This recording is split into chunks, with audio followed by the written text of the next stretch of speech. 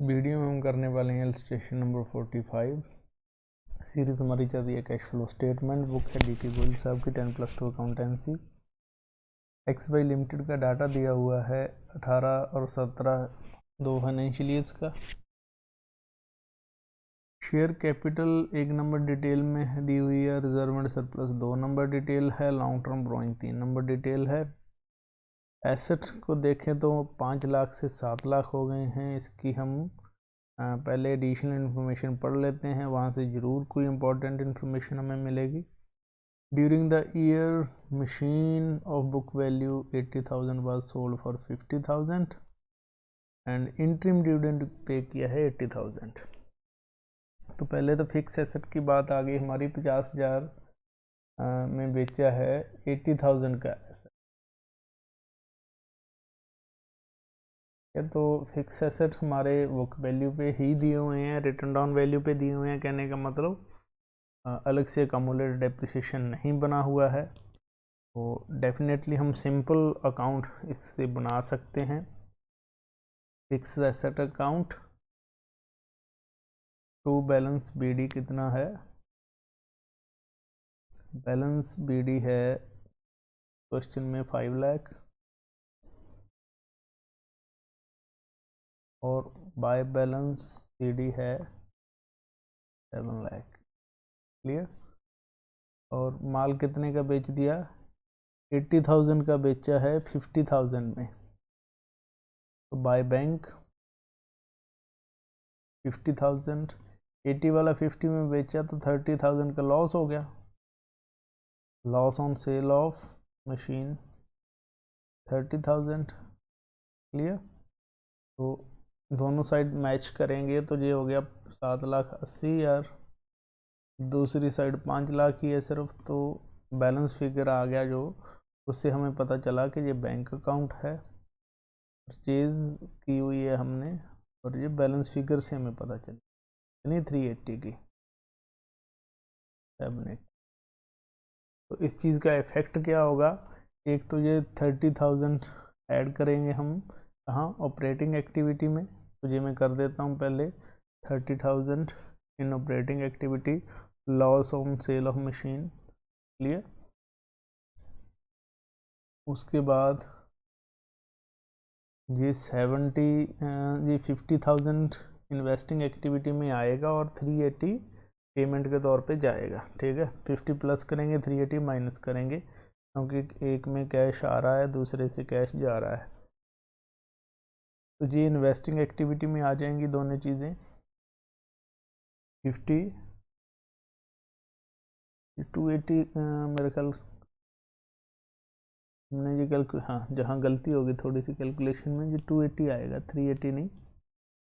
Clear? 280 case of fix asset. Next point देखो, current asset inventory. Inventory 210 से 250 की हो गई है, तो 40,000 रुपये इंक्रीज़ हुई है। फिक्स करंट एसेट इंक्रीज़ होता है तो पेमेंट होती है, मतलब माइनस करेंगे कहाँ? वर्किंग कैपिटल सेक्शन में। इन्वेंट्री 40,000। उससे बाद अगला पढ़ें हम, ट्रेड रिसीवेबल 140 से 190 हो गया, 50,000 ये भी इंक्रीज़ हुआ है, तो ये भी माइनस ही कर देंगे वर्किंग कैपिटल सेक्शन में। करंट एसेट बढ़ते हैं माइनस करते हैं। ट्रेड रिसीवेबल बढ़े हैं तो मतलब उधार दे रखा है, किसी को ज़्यादा दिया है, फंसा होगा, पैसा गया होगा हमारे पास से। कैश एंड कैश इक्विवेलेंट 50,000 और 60,000 जो ओपनिंग एंड क्लोजिंग बैलेंस है। ठीक है, ओपनिंग क्लोजिंग देख लेते हैं क्वेश्चन के लास्ट में। 50,000 जोड़ने से 60,000 रुपये आएगा हमारा। क्लियर? ओपनिंग बैलेंस जोड़ा बिगनिंग ऑफ द पीरियड और वो एंड ऑफ द पीरियड के बराबर आ जाएगा। उसके बाद हम डिटेल्स पढ़ रहे हैं। पहली डिटेल क्या है? जो कैपिटल बढ़ी हमारी 4,60,000 से 8,50,000 बैलेंस शीट में जी, क्यों बढ़ी? एक तो इक्विटी शेयर कैपिटल के कारण बढ़ी है, दूसरी प्रेफरेंस शेयर कैपिटल के कारण बढ़ी है। जो इक्विटी है 4 लाख से 7,50,000 की होगी, तो कहने का मतलब इशू ऑफ इक्विटी कितना है? 3,50,000। तो इक्विटी शेयर इशू में आएगा 3,50,000 रुपया। ये है हमारी फाइनेंसिंग एक्टिविटी, क्लियर। और दूसरा प्रेफरेंस भी 60,000 से 1,00,000 हो गया, तो ये भी इशू किया है 40,000 रुपये। तो ये 40,000 रुपये हमारा आ जाएगा issue of preference share capital 40,000 के बाद नेक्स्ट जनरल रिजर्व। देखो 70,000 से 50,000 रह गया, तो पहले तो हम जनरल रिजर्व में ट्रांसफ़र करते थे, प्रॉफिट एंड लॉस से हम ट्रांसफ़र करते थे जनरल रिजर्व में, तो जनरल रिजर्व बढ़ जाता था, इंक्रीज़ हो जाता था। अब जहाँ मामला क्या है, जहाँ मामला हुआ है डिक्रीज़ हो रहा है, डिक्रीज़ हो रहा है, तो मतलब जनरल रिजर्व से निकाल के कहाँ लिखा होगा, प्रॉफिट एंड लॉस अकाउंट में। तो जब हम ट्रांसफ़र करते थे, ठीक है, जनरल रिजर्व में, तो हम प्रॉफिट के अंदर इस चीज़ को ऐड कर देते थे। अब उल्टा हो गया काम, अब हम क्या करेंगे, इस चीज़ को माइनस करेंगे प्रॉफिट में से, क्योंकि जनरल रिजर्व में से निकाल के प्रॉफिट में डाला होगा, ठीक है। तो एक्चुअल प्रॉफिट तो क्या है, हम माइनस करने वाले हैं वहाँ से, क्लियर। तो पहले जनरल रिजर्व में ऐड करते थे, अब माइनस करेंगे। और दूसरा है प्रॉफिट एंड लॉस, 170 से 120 रह गया, अब ये लॉस हो गया उल्टा, ठीक है, loss of the year. Loss कितना हो गया, क्लोजिंग है 120 और ओपनिंग था 170। तो कहने का मतलब ये माइनस का 50,000 आया, तो ये लॉस है, ठीक। इस अमाउंट में ऐड करते, अगर हमने जनरल रिजर्व में पैसा डाला होता, अब हम इस चीज़ को लेस ही करने वाले हैं, ठीक है। जनरल रिजर्व से ट्रांसफ़र किया है कितना, वो किया है हमने 70 से 50 रह गया, तो यानी कि 20,000 रुपया हमने वापस डाला है प्रॉफिट एंड लॉस में। तो इसका मतलब 50,000 लॉस तो अब दिखा रहे हैं जब हमने जे वाला पैसा इंक्लूड कर दिया प्रॉफिट एंड लॉस में। अगर ये पैसा इंक्लूड ना होता तो ये 50,000 की बजाय घाटा कितने का होता, 70,000 का होता। जब मैं ऐसे भी कह सकता हूँ कि लॉस तो था 70,000 का, लेकिन वो 70,000 में के लॉस में हमने 20,000 रुपया जर्नल रिजर्व में से उठा के प्रॉफिट एंड लॉस में डाल दिया, ठीक है। इस जर्नल रिजर्व में से उठा के प्रॉफिट एंड लॉस में जब डाल दिया, तो वो 70,000 के घाटे को हमें सिर्फ 50,000 का घाटा दिखने लग गया, जो कि 20,000 रुपया जर्नल रिजर्व में से आया हुआ था। अब एक्चुअल में वो 70 ही है, ठीक है। तो ये लॉस है माइनस का 70। इसके अलावा इंटरिम डिविडेंड हम ऐड करते हैं, तो ऐड कर देंगे हम इंटरिम डिविडेंड। इंटरिम डिविडेंड कौन सा, करंट ईयर वाला, ठीक है। करंट ईयर का इंटरिम डिविडेंड हम ऐड करेंगे। अब डिविडेंड कौन से किस पे दिया हुआ है, इक्विटी शेयर पे 80,000 रुपये, तो इक्विटी का 80,000 ऐड कर दिया। लेकिन एक बात यहाँ देखने सोचने वाली है, जब हम इक्विटी शेयर्स को इंटरिम डिविडेंड देंगे, तो इसका मतलब क्या प्रेफरेंस शेयर होल्डर को भी दिया होगा, ये बात सोचो। बिल्कुल दिया होगा। क्यों दिया होगा, क्योंकि प्रेफरेंस शेयर होल्डर का मतलब ही ये है कि इक्विटी से पहला हक प्रेफरेंस शेयर होल्डर का है। जब आप इंटरिम डिविडेंड इक्विटी शेयर्स को दे रहे हो, तो पहले आपको interim dividend preference share holder को उनसे पहले देना ही पड़ेगा, अदरवाइज आप इक्विटी शेयर को दे ही नहीं सकते।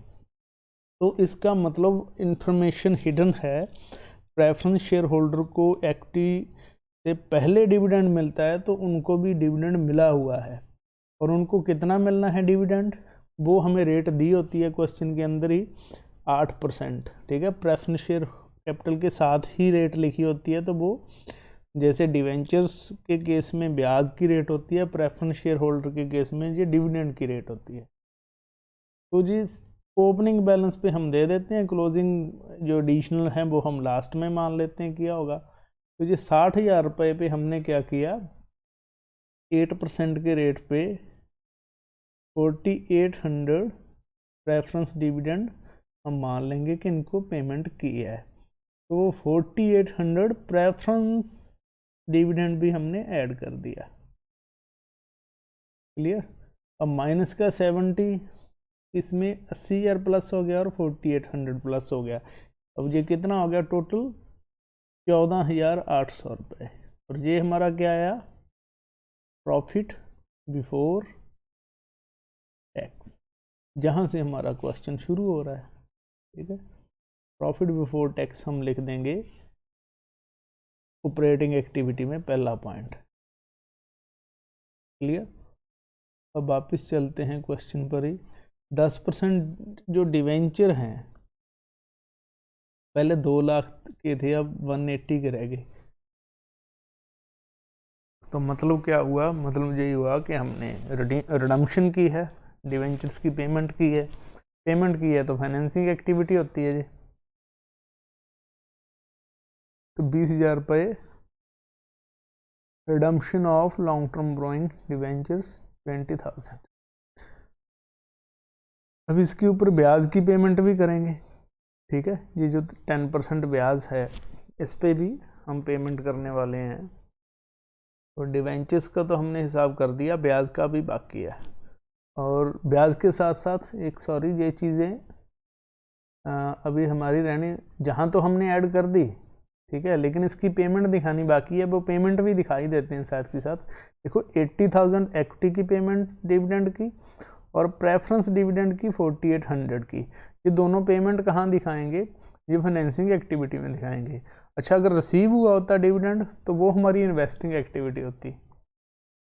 ये 80,000 और 4800, पहले ये देख लो, 80,000 4800 प्रेफरेंस डिविडेंड, इंटरिम डिविडेंड और इक्विटी शेयर्स दोनों ही मतलब जो हमारे इंटरिम डिविडेंड हमने पे किए। उसके बाद ये 10% ब्याज की बात करें, 2 लाख पे ओपनिंग बैलेंस पे लगा देंगे। ठीक, तो मतलब मान लेंगे कि रिडम्पशन लास्ट में की होगी, तो पूरे के पूरे 2 लाख पे ब्याज दिया, तो 10% 2 लाख पे कितना हो गया? 20,000। तो 20,000 रुपया। एक तो ये नॉन ऑपरेटिंग आइटम है, तो नॉन ऑपरेटिंग आइटम होने के कारण ये जुड़ जाएगी ऑपरेटिंग एक्टिविटी के अंदर।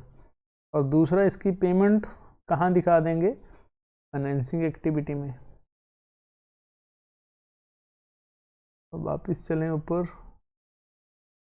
तो क्वेश्चन हमने पूरा कर दिया सारा। ठीक है, ये देख लेते हैं। Opening balance profit before tax के अंदर ये ऐड किया, 50,064,800 आ गया, ये 90 माइनस किया, नेट हमें पता चल गया कैश यूज हुआ है ऑपरेटिंग एक्टिविटी में, इन्वेस्टिंग में भी यूज ही हुआ है। ठीक, और आगे फाइनेंसिंग एक्टिविटी से पैसा आया है। ठीक है, कैश जो है वो रिसीव हुआ है हमें।